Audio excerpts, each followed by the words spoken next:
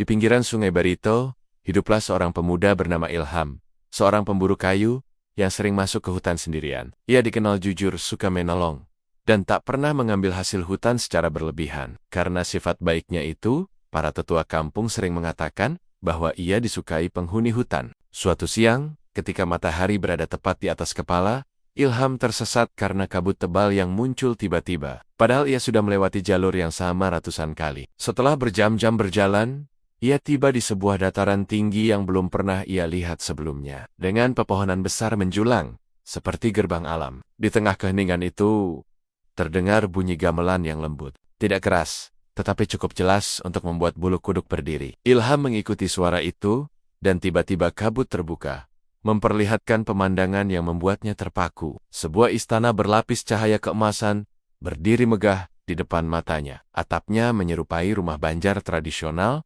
tetapi jauh lebih besar, dengan tiang-tiang tinggi dan ukiran yang berpendar seperti permata hidup. Pasukan berjubah putih berdiri di sisi kiri, sementara para dayang mengenakan pakaian halus berwarna perak, berjalan membawa nampan bunga. Seseorang mendekatinya, seorang laki-laki, berwajah teduh dengan pakaian kebesaran. "Selamat datang di wilayah kami.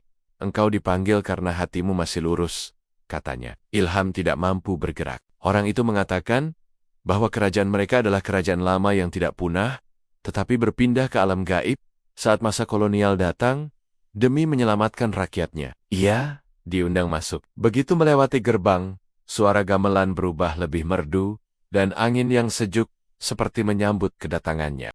Di dalam istana, Ilham melihat kehidupan yang berjalan layaknya kerajaan besar.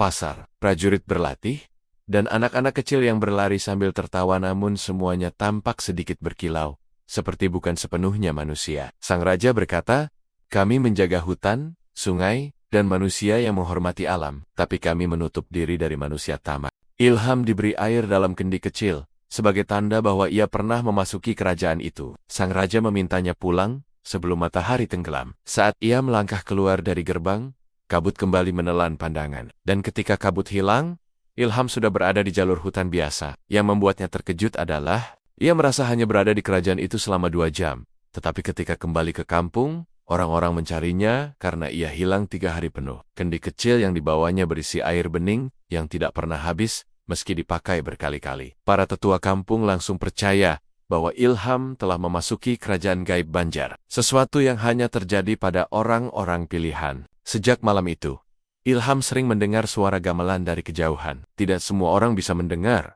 tapi ia tahu kerajaan itu masih ada.